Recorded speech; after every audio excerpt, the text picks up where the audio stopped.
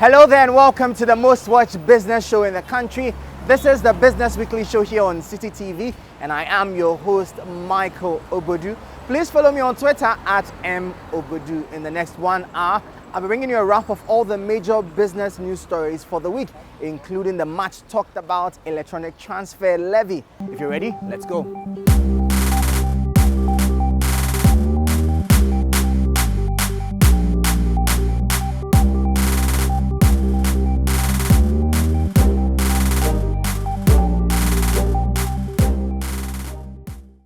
After all the back and forth with the e-levy, it is finally here. Have you done any transactions yet? And have you been charged the 1.5% levy?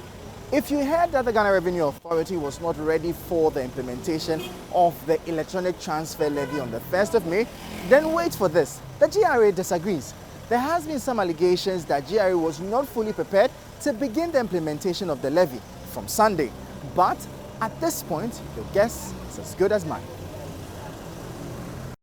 The implementation of the electronic transfer levy, which is expected to commence in May this year, was originally expected to help bring in about 6.9 billion Ghana cedis this year to shore up government's revenue.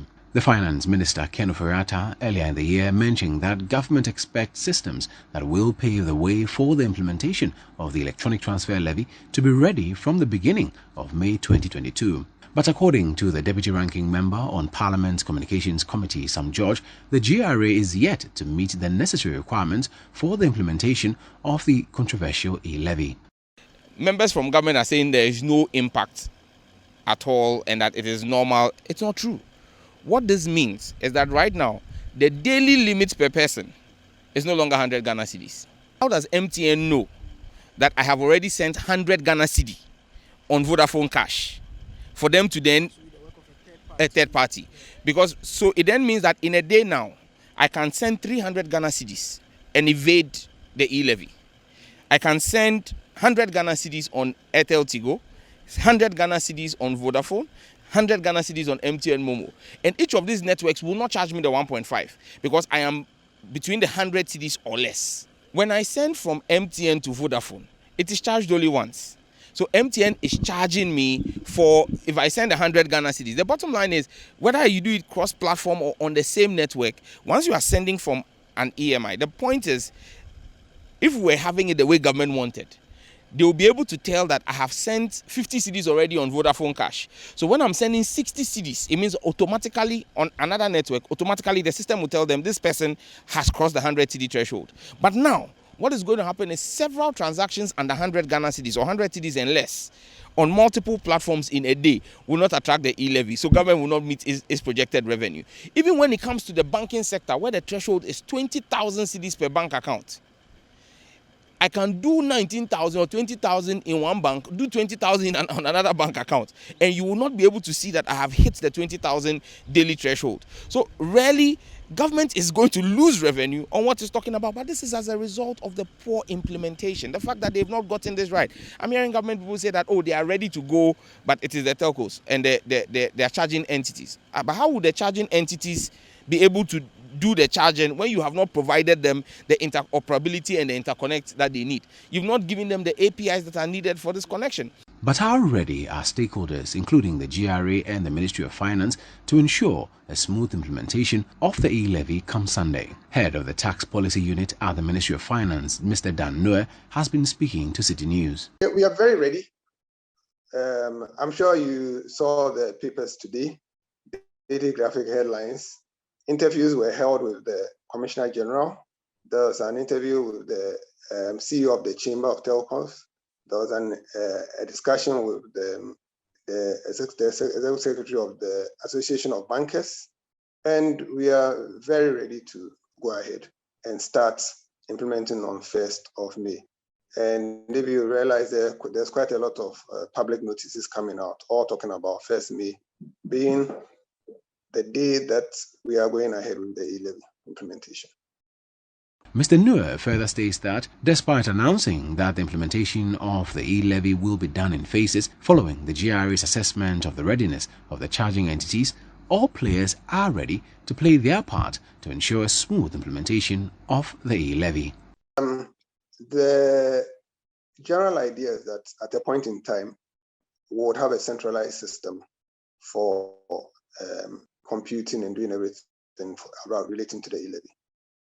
But currently, the first part will basically be using the telco platforms to charge the levy. Okay, the very simple thing is that basically, if you're using the telco platforms, they are ready to do it.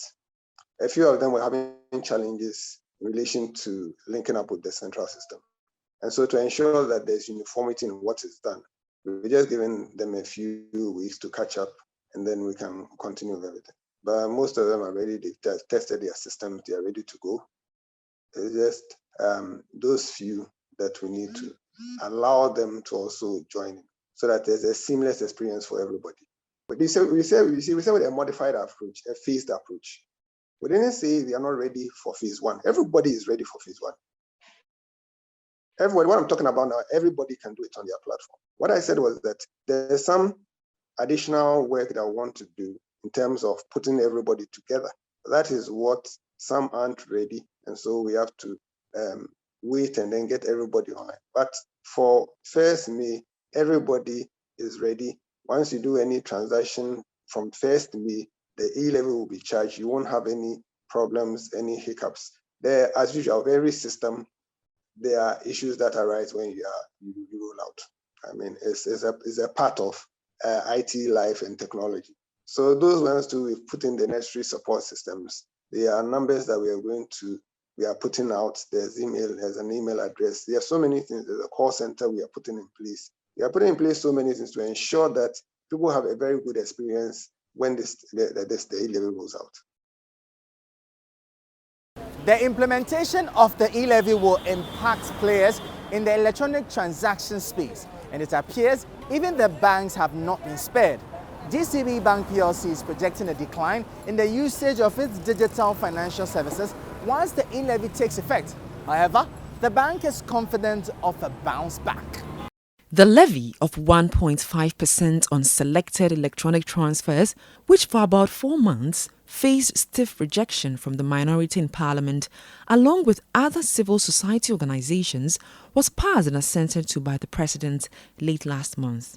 The electronic transfer levy is a 1.5% tax on electronic transfers that include but is not limited to mobile money transfers done between accounts on the same network, mobile money transfers from an account on one network to a recipient on another network, transfers from bank accounts to mobile money accounts, and transfers from mobile money accounts to bank accounts. For many, the introduction of the e-levy is a deviation of government's plan of digitizing the economy. Already, the value of mobile money transaction volumes have seen an 8% decrease between December 2021 and January this year, according to latest data from the Bank of Ghana. Though government plans to use a portion of the proceeds from the levy to support entrepreneurship, youth employment, and cybersecurity, among others, many believe this new tax will erode the gains made in the financial inclusion agenda. Speaking during the Facts Behind the Figures program organized by the Ghana Stock Exchange, Deputy Managing Director of GCB Bank PLC, Socrates Afram, noted that his outfit is projecting a decline in the usage of its digital financial services in the first few months of the implementation of the levy. He is, however, confident of a strong pickup within the shortest possible time. He, however, assured of measures to ensure customers of GCB Bank PLC continue to patronize digital financial services. We checked the countries that introduced e-levy on Momo transactions. And we saw that, yes, initially there was a decline, but over time, things normalized. Can I avoid using Momo? Maybe temporary, but not on a long-term basis. Because I'm here in Accra, I need to send money to my mom. The natural question I'll ask myself is trying to get the fiscal cash and the Momo, the cost of doing that, the risk involved of somebody running away with the money. Maybe I'll be better off paying the 1.5 and let my mom have the money. And so we expect some initial reaction of people trying to shy away. But you tend to see that over the long haul, we realize that is the best option. Because the risk You say you go to the banking hall, you go to the ATM. What if, as you are stepping out, somebody confronts you and, hey, there's something wrong? But if I can use my phone and move money from my account and transfer and give to people, I think it's a better. And again, for us, I've considered that initial decline, but it will come back. I don't think it's going to be that significant to take us off course, our strategic ambition. It's not just banks that might be hit with the implementation of the e-levy. In the Volta region, for instance, some Momo agents are concerned that business will be affected. Many are afraid the implementation will lead to a drop in deposits and withdrawals. The electronic transfer levy is a 1.5% tax on electronic transfers that include but is not limited to mobile money transfers done between accounts on the same network, mobile money transfers from an account on one network to a recipient on another network, transfers from bank account to mobile money accounts, and transfers from mobile money account to bank account. Following the passage and subsequent presidential assent to the electronic transfer levy bill, several mobile money users were reported to have withdrawn their monies in panic. While the finance minister maintains that the e-levy will be a driving force for Ghana's economic development, particularly in relation to the country's high debt profile, sections of the populace and experts have greeted the proposal with disapproval. Some stakeholders insist that the 1.5% tax will worsen the plight of the already burdened Ghanaian who has been heavily impacted by the COVID-19 pandemic. Some customers and shop owners in the Volta region say, although they are prepared for the introduction of the e-levy in May, they may be forced to withdraw their money before the time.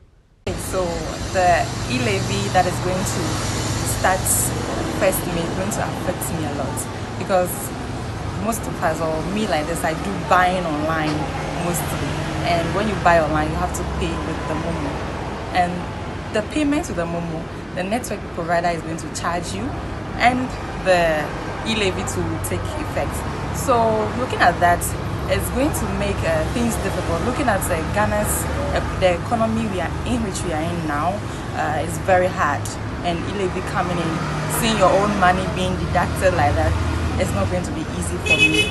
And because of that, it's going to make me stop using the Momo and resort to physical cash. And you know what comes with the physical cash?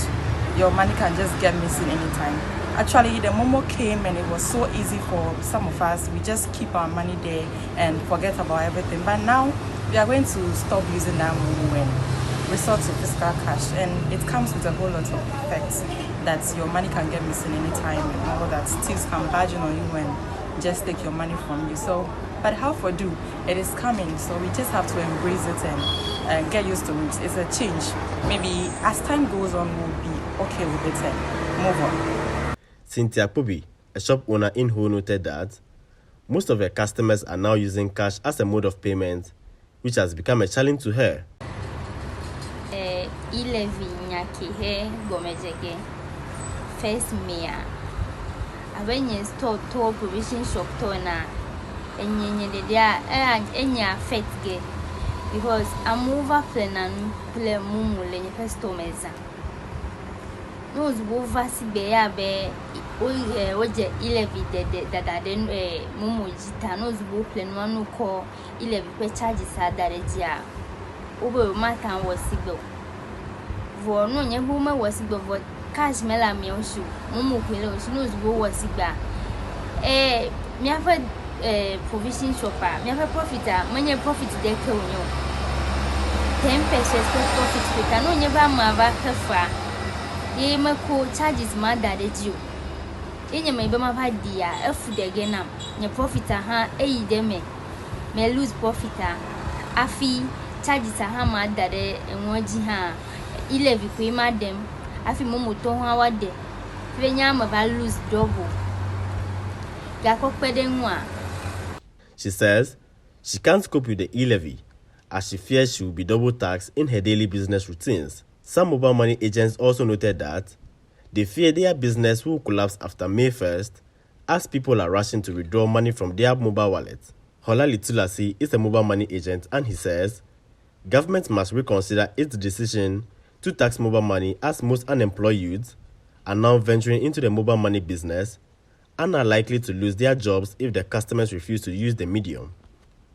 From 1st May, because of the e-levy, they will affect deposits.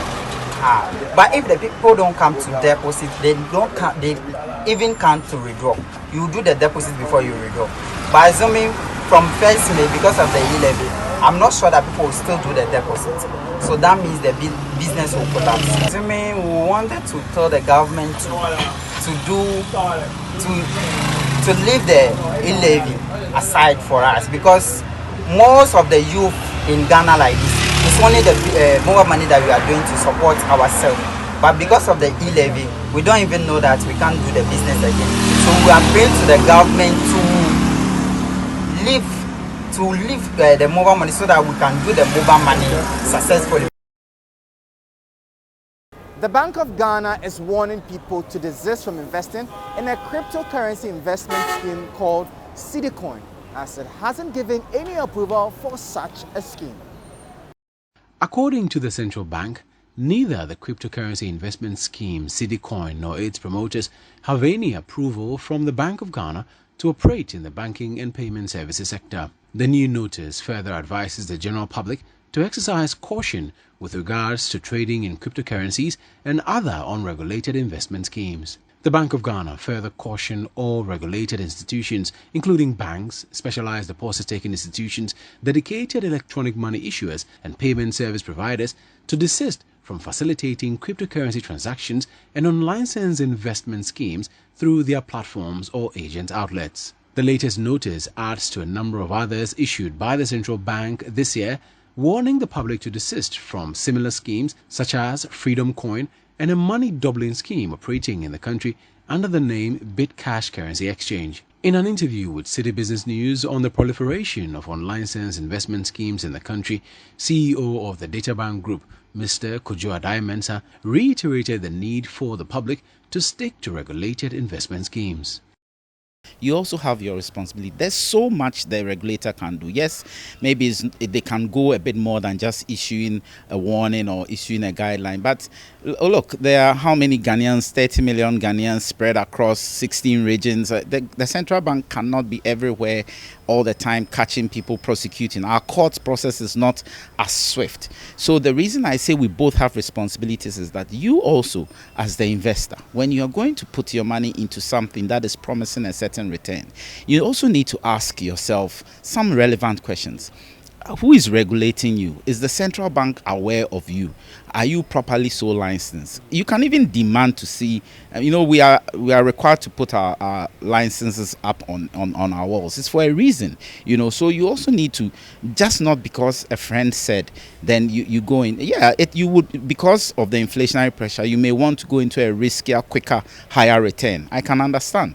There may be a product like that, but it should be properly so regulated, and I think if we all stick to regulated products that will give a return when, or if something even goes wrong. You see, when something can go wrong, but if something goes wrong and it is properly regulated, then the regulator can help you retrieve the money or do something. But if it's not properly regulated and now you go and say, central bank, you didn't protect me, you knew that this was going on, but you didn't do anything about it, you didn't go and arrest the people, it's a bit of a problem for me. We turn now to agriculture, and Ghana's cocoa sector has been in the international news of allegations of child labor on cocoa farms.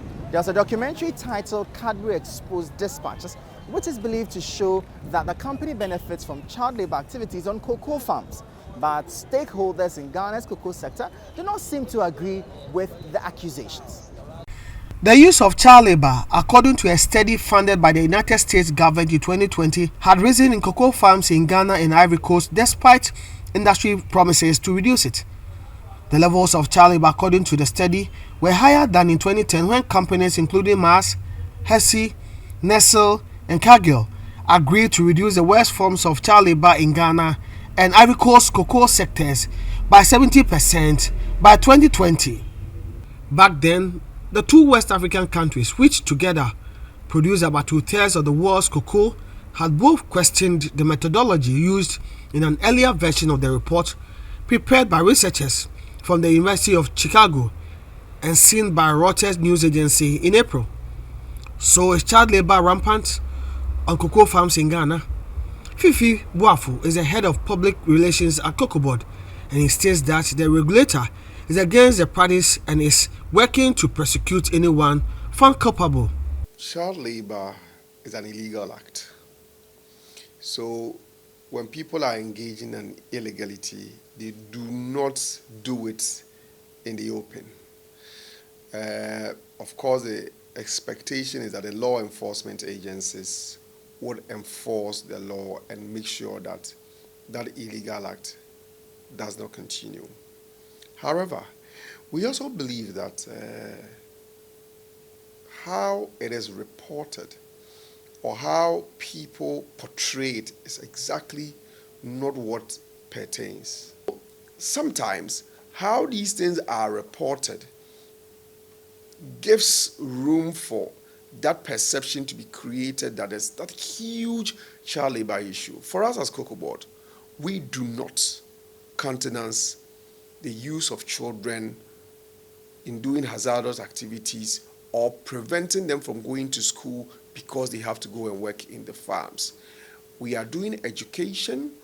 For example, the cocoa management system, which we are taking data of farmers, will also be able to help us track kids that are engaged in that. When we find them, we'll make sure that the law enforcement agencies take it up and deal with it, such that we do not suffer the penalty for allowing kids to be engaged in cocoa farming. City Business News also visited the Mesu Cocoa Cooperative in the Sudan municipality of the Bono region to find more answers about child labor on cocoa farms. The cooperative in the Atronia electoral area in the Sudan East municipality has 800 registered members. According to them, unlike other growing cocoa areas where there might be child labor, the Mesu enclave for years has not witnessed any form of the phenomenon. This, the cooperative say, is as a result of intensive sensitization of cocoa farmers in the area. Daniel Asensu Karikari is the chairman of the Mesu Cocoa Cooperative. Child labor semono yaka ho asem wo ye ha se ye hia bi wo ha enti bi ni ye ha enti cooperative no ya wiata so den se okofa ebi ba ha ye be ma ho akero ti child labor de ha de obi antimi fa ma ha ye wo penifo bi e wo ha omo hwe se obi di bi ba epom ha ba bia ye be kɔ akoka akere no enso enam se abodewro ni agrek mpenifo no so abetu ye fo ha nti officers na betu ye fo ha nti ama obi anye na adwen se odibi ebeba ha ti ha de ebi ni ha kora nti sansa na behunu sa kola bi wo ha no ni ama kwan na oba bedi holidays wo na wofo nchen eduru a no san akọ nti ye hu se school hu hia nti ama nkwala ni nyina eko school nti ha de child labor de ebi ni ha. The association also has a special group that monitors to ensure that there's no child labor in the area. Ya yen hihia to ho ati nkrophobia group bi a omohwe san ade no so se ohunu pe omote aye do bekọ akoma police ebo police for amane fi se aban na bo hu dewuro ama ye nyina yate. While promising to deal with any cases of child labor, Mr. Buafu of Cocoa Board also alleged that some companies are pushing an agenda to discredit Ghana and Ivory Coast with allegations of child labor. We also have concerns from people who are beneficiaries of creating an impression that there's child labor in our country. I say this reluctantly, but I must say that because there are people who are beneficiaries when they say that there's child labor in Ghana.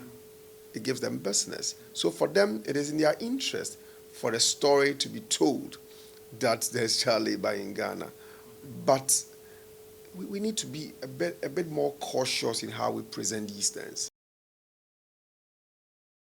Still on cocoa, and with the growing concerns with access to fertilizer in the midst of the Russia-Ukraine war, a homegrown solution is critical for farmers of the cash crop.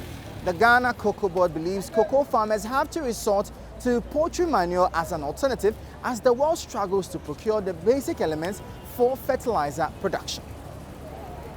According According to the Peasant Farmers Association, a 50-kilogram bag of urea or NPK fertilizer is going for about 450 Ghana cedis at the moment, after ending the year 2021 at about 200 cedis. The huge price increase over the period, coupled with the scarcity of the product, is affecting crop yields of many farmers across the country. While a lot of farmers have asked the government to address the problem, the Public Relations Officer of the Ministry of Agriculture, Bagbara Tanko, about 2 weeks ago, revealed that the sector minister met with one of the biggest fertilizer companies in the country, Yara, and was told that due to the Ukraine-Russia war, there is a shortage in fertilizer. Speaking to City Business News on practical ways of making up for the fertilizer shortage, the head of public relations at Cocoa Board, Fifi Boafo, noted that the country stands to benefit immensely if farmers adopt poultry manure, in particular as fertilizer, in these trying times. Indeed, Cocoa Research Institute have done some work, and they tell you that, in fact, you are looking for a fertilizer for cocoa.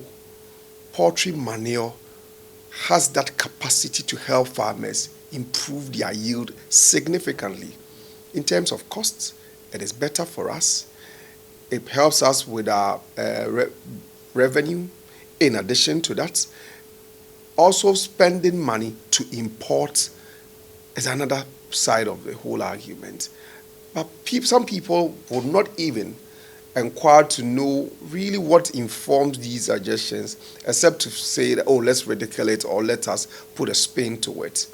But it is scientifically proven. Indeed, if you go to Doma, where poultry farming is a huge business, you have farmers from Côte d'Ivoire who come with articulated trucks to load it and take it to Côte d'Ivoire for their farms.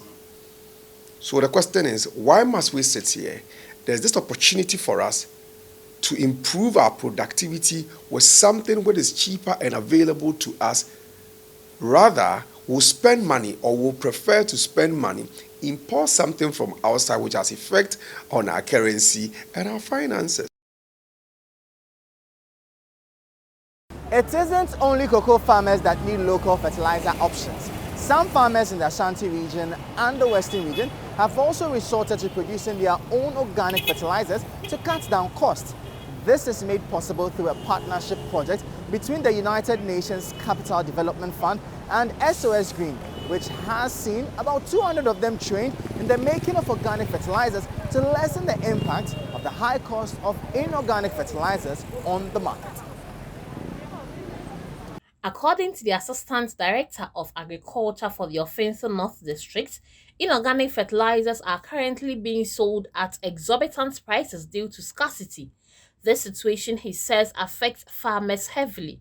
He therefore believes that training farmers will go a long way to provide relief for them in terms of getting fertilizers and the cost involved. I think it's going to help them a lot, because now we see the inorganic fertilizers in the country. We have scarce inorganic fertilizers. Even when we look at the planting for food and job, it's helping them a lot.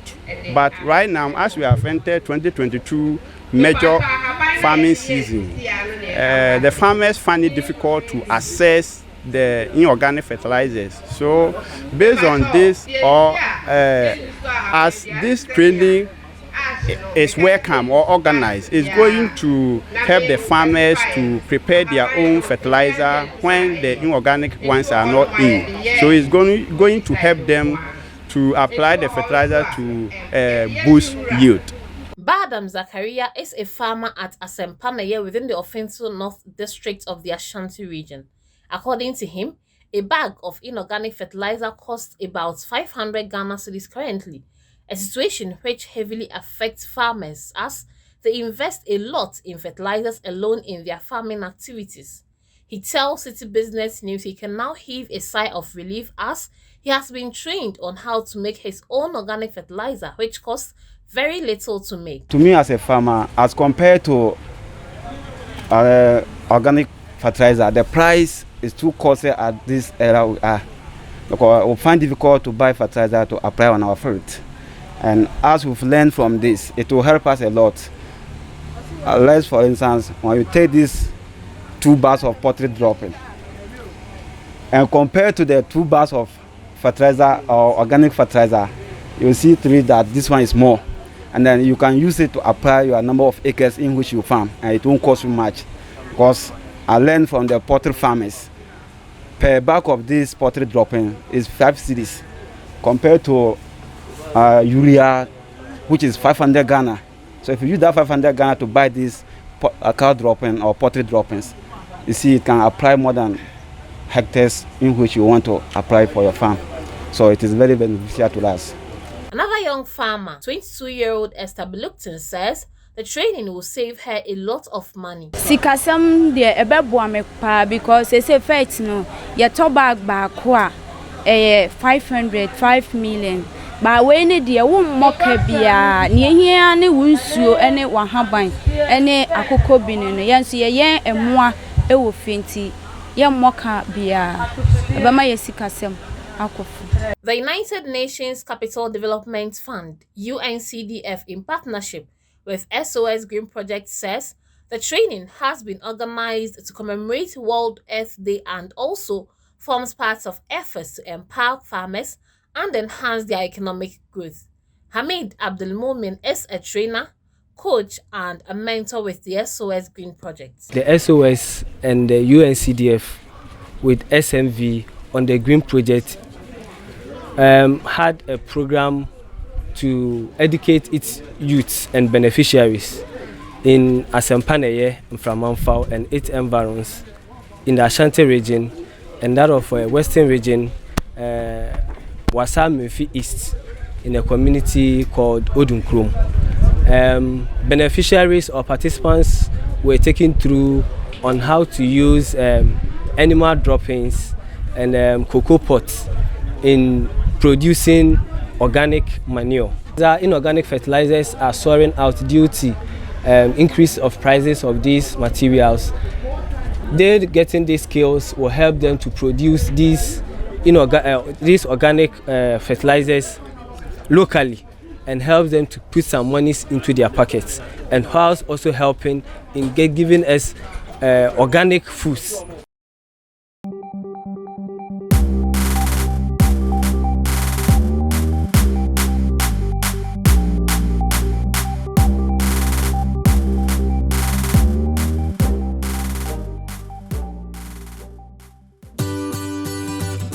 City TV is live on DSTV. Go to channel 363. On GoTV, access City TV on channel 182. On a digital TV, please press the menu button on the remote control and run a new search on your TV. Take note that without an antenna, you cannot access City TV on your television.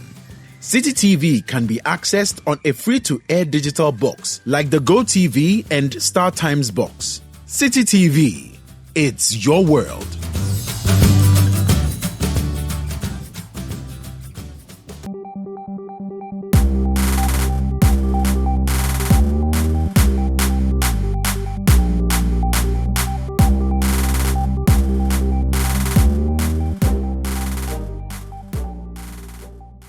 We turn our attention now to the government's flagship program, One District, One Factory.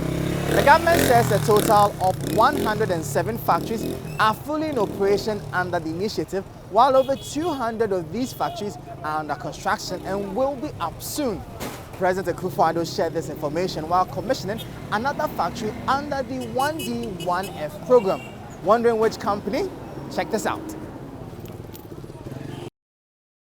Atlantic Life Sciences Limited, with the support of government, has established a new facility in the healthcare sector in Lakleku under the One District, One Factory program. The $35 million project has one of the highest production capacities in West Africa.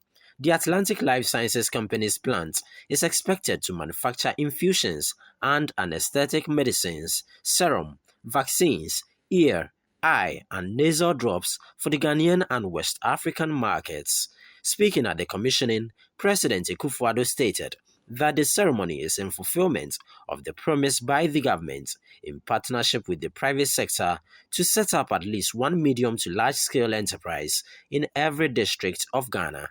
He also noted that the factory underscores the kind of support given by the government to the private sector to take advantage of economic opportunities in the country. This morning's ceremony is in further fulfillment of the promise by government in partnership with the private sector to set up at least one medium to large-scale enterprise in every district of Ghana.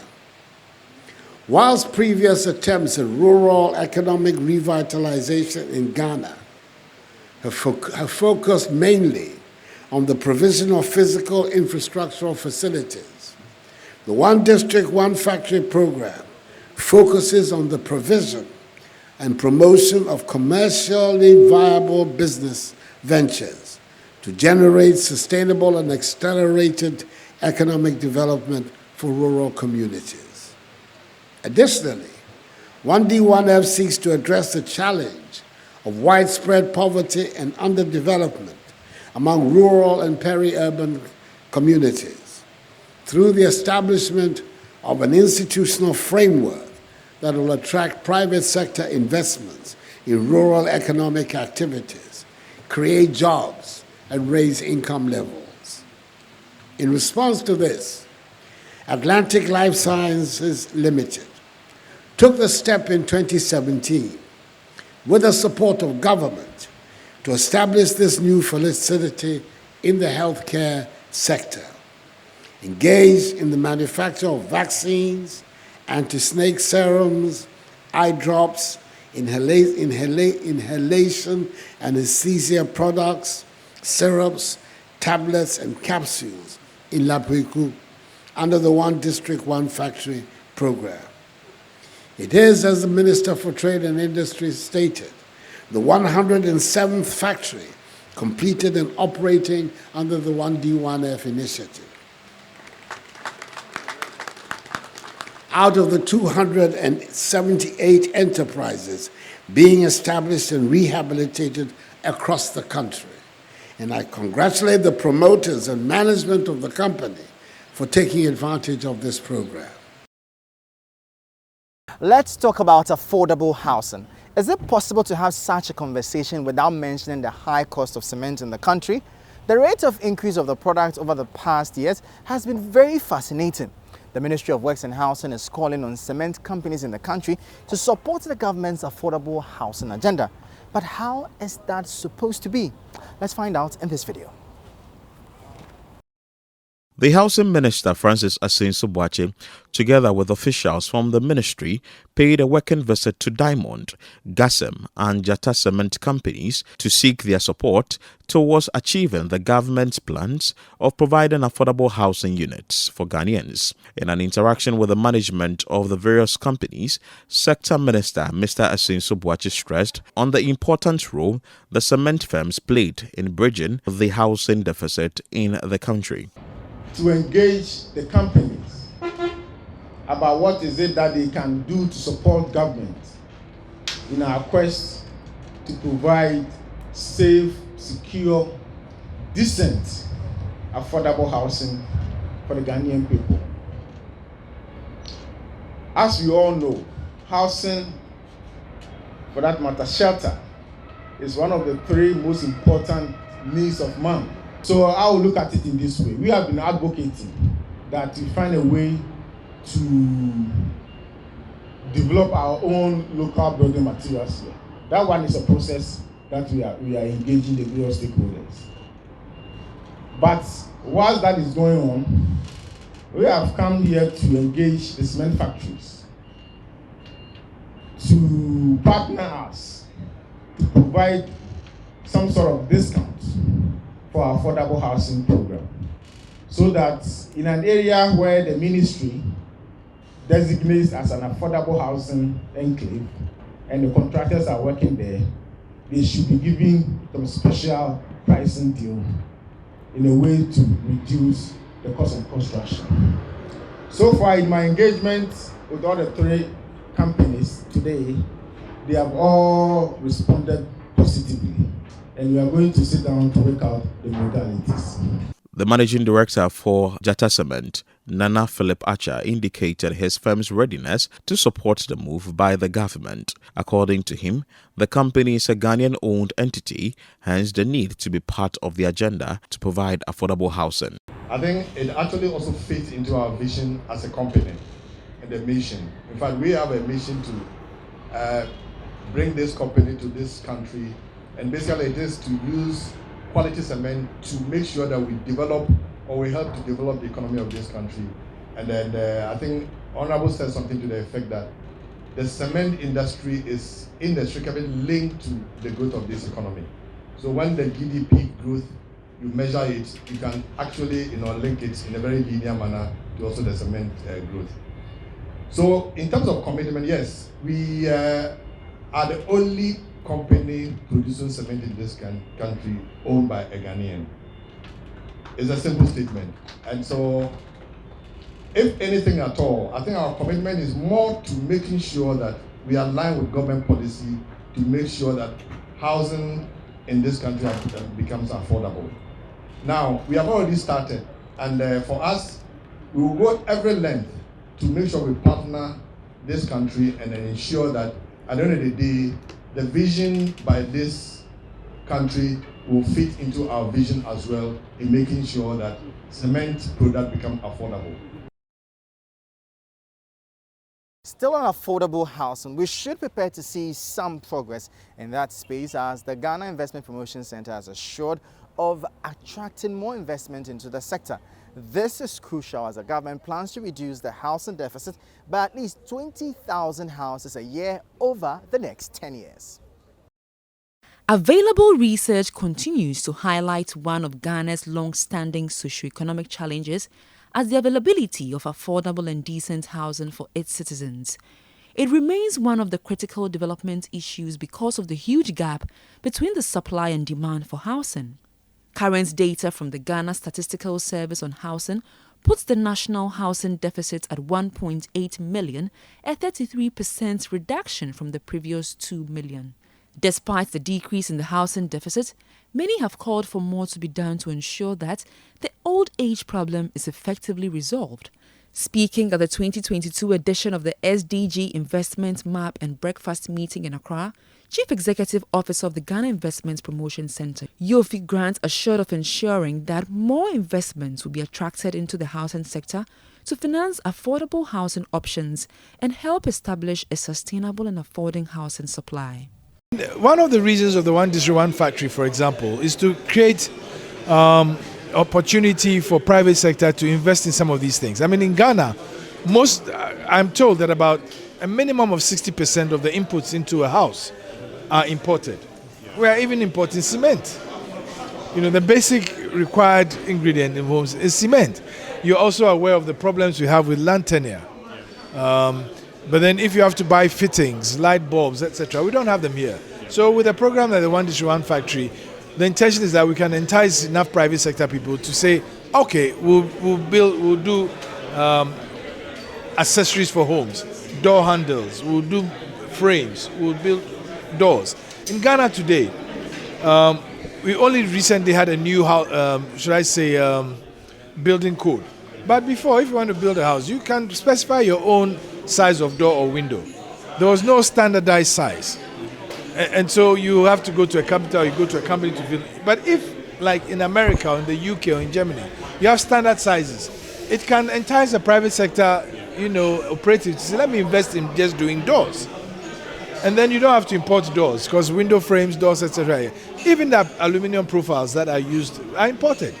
So that's also a major issue that affects the cost of building and or acquiring homes in Ghana. I'm sure when you hear anything about fuel in the news these days, you are likely to get tense because it's most likely to be about increment. Well, I'm not going to disappoint you because prices are expected to go up this May by up to 3%. But what could be accounting for this? Fuel prices since the start of the year have seen almost 50% increment. Spikes in prices on the global market have significantly impacted prices locally after staying within the $80 a barrel region in January this year. to going as high as $127 per barrel early in March. The Russia-Ukraine war played a significant role in the hikes on the international market as it heightened uncertainties on supplies from Russia, which is a major source of crude globally. The depreciation of the cedi against the dollar also did not help the situation. Locally, the government has undertaken some interventions, including a reduction of 15 pesos on the price of fuel. The central bank also took a decisive decision to introduce a foreign exchange forward auction for bulk oil distributing companies, a move meant to help stabilize fuel prices at the pumps. But what could be accounting for this latest anticipated increase in prices? Benjamin Isia is the head of research at COPEC. The prices of petroleum products, specifically diesel and then petrol, are expected to increase marginally beginning 1st May, which is the first window of May 2022. COPEC expects that the price of diesel will go for 10 Ghana cedis, 83 pesos per liter, and then the price of petrol also go for 9 Ghana cedis, 53 pesos per liter. The marginal increase in the price of these products are basically attributed to the depreciation of the forward rate of the cedi against the dollar by about 0.27%, a marginal increase in the price per metric ton of petrol by about 1%, and then a marginal increase in the price of diesel per metric ton by about 4%. Even though petrol and diesel will experience some upward movements in prices, it seems LPG is the exception. The prices of LPG, which is liquefied petroleum gas, it's expected to decline by 2%, and in nominal terms, that is about 21 pesos per kilogram. So in this particular window, or which is the first window of May, prices of LPG averagely will go around 10 Ghana cedis per kilogram, and that is because the international price per metric ton of LPG has also declined. The government plans to relocate spare parts dealers of Abosoka in Accra to Afienya, a community in the Greater Accra region, as part of efforts to develop the new automotive hub in the capital. Leadership of the Abosoka Spare Parts Dealers Association is assuring its members that no trader will be forcefully evicted from their current location. The Greater Accra Regional Minister, Henry Quartey, upon assumption of office, announced plans by the government to relocate spare parts dealers of Abosoka in Accra to Afienya, a community in the Greater Accra region. This, he said, had become necessary to help decongest the city, rid the business enclave of filth, and offer a more conducive and hygienic environment for businesses. In an interview with City Business News on the planned relocation, which is expected to happen in about 6 years, the co-chairman of the Abosoka Spare Parts Dealers Association, Mr. Clement Boateng, said even though leadership would wish for every trader to support the move, they will resort to dialogue to bring everyone on board.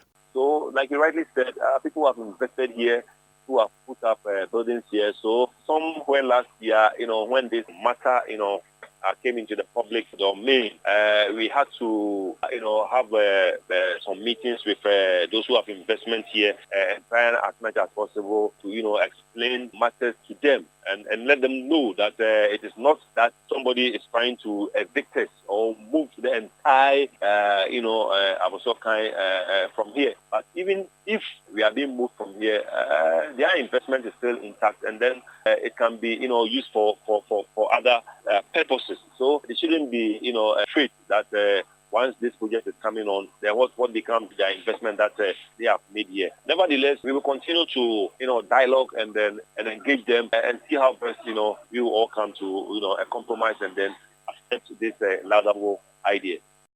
Mr. Boateng downplayed concerns that Afienya is too far and that persons that move there from the current hub for spare parts will see their sales dwindle. Abosoka started with only 2 shops here, and by then we would say this place was also, far away from town or from people. But gradually it's been developed, and then we have close to about 5,000 shops here. And then people travel all the way from Koko, Koforidua, Kumasi. They come here to, patronize our goods. So if you move to Afienya, it's the same thing. Therefore, people who also comes from Akosombo and environs, will also get the opportunity of having the place, closer to them. And then gradually, once people get to know the place, I don't think the issue of proximity will be of an issue. So I can tell you, Abosoka, has become a nuisance to a lot of people. People don't want to come to Abosoka here and then patronize our goods simply because the whole place is not ideal. When you even come here, you cannot even get a place, to park. People do preferring here. When you park your car here, before you realize your crown or something is taken away, and so people don't find it convenient to come here. Security situation here is not the best. But once we get an enclosed, a well-planned, a place that that when you go there, this place is secured. You don't have any problem. Gradually, I know people will accept. Ghana's jewelry industry still has a long way to go in taking advantage of the multi-billion-dollar sector. But what would it take to move the sector to the next level? The Federation of Ghana Goldsmiths and Jewelers Association has been proposing a solution that it believes will be a game changer. A large portion of Ghana's gold is exported to other countries in its raw state. The practice has led to the near collapse of the local jewelry manufacturing sector as it poses a challenge of access to gold for players in the space. This is causing Ghana to lose out in the global multi-billion-dollar jewelry industry.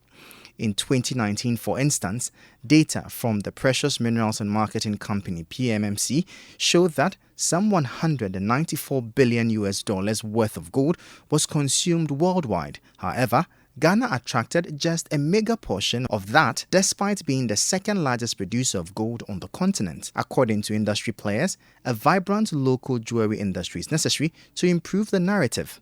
At a stakeholders forum on ways to increase value addition of Ghana's mineral resources organized by Friends of the Nation in Accra, President of the Federation of Gold Jewelers Association of Ghana, Shalovin Schroeder, enumerated some of the challenges confronting the sector. There was a ban on this small-scale mining that have been one of the major problems, so we can't get the gold. Then number two, it is the gold is not refined. And when the gold is not refined and you take it to work, it's very problematic. So these are some of the challenges that we have in the industry, more especially the ban on the industry. That is one of the major issues confronting the jewelry industry. Then there's another issue, the outmoded law, Kapwa 49, a law which was established in 1909 by the British.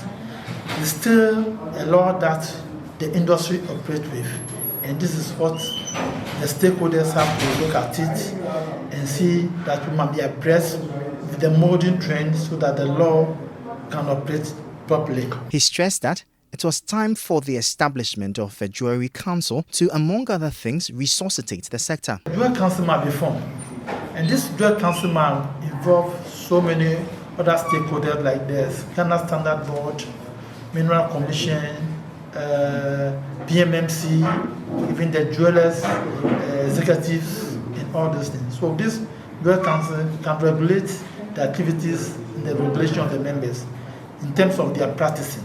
On the other hand, the Director of Research at the Chamber of Bullion Traders Ghana, Henry Osei, believes factors such as a lack of proper finishing for the jewelry produced locally increases the cost compared to other African countries. First and foremost, the jewelry industry, I think over the years, they've not moved ahead of time.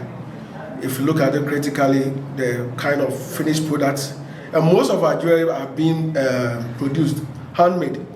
And it quite takes a high level of skills to be able to come out with a proper finishing, which will fall within the world standards. And in view of that also, it becomes quite heavy. So being heavier means you are paying more. And if you look at it, the average Ghanaian will not be able to. Finally, on promoting indigenous businesses, the Ghana Exim Bank says it remains committed towards creating more awareness for made-in-Ghana products while harnessing their potential for export. In line with this, it is organizing a monthly fair to help such businesses. We have all the details on it in our final video for the show. The Ghana Exim Bank stated that the Tuesday market, in line with its mandate, is to create more avenues for revenue generation for local businesses to prepare them for the export market.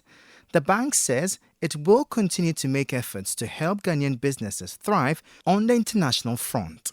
We are members of the prestigious Ben Union and other trade platforms.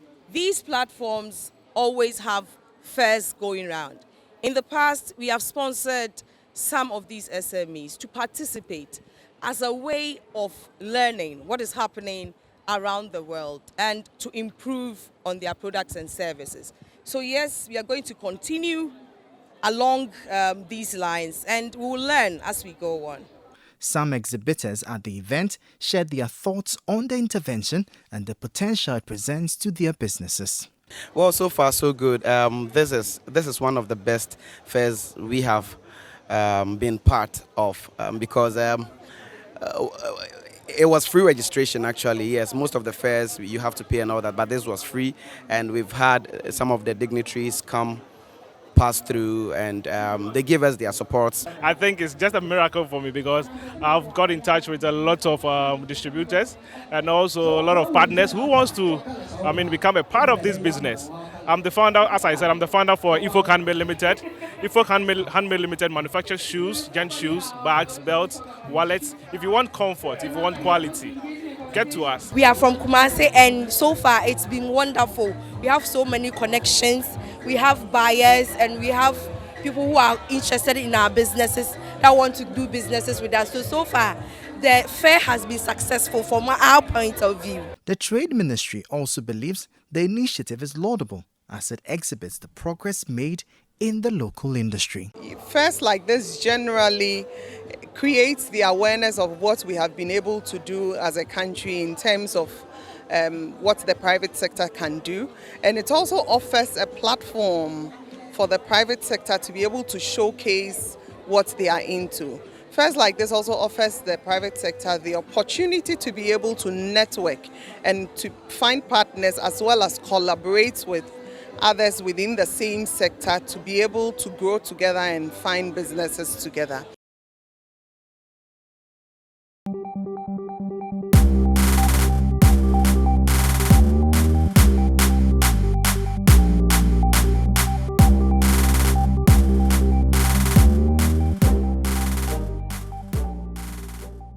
Well, this is all time will allow us for this week's edition of the Business Weekly Show here on City TV, your most watched business show in the country. For more business news stories, check out our website, citybusinessnews.com, or don't miss out on the business dashboard that airs on City TV at 10 p.m. sharp every weekday, with a repeat the following day at 7 and 10:30 a.m. My name is Michael Obodu. Follow me on Twitter at mobodu. Catch you same time next week. Stay safe, stay informed. Bye-bye.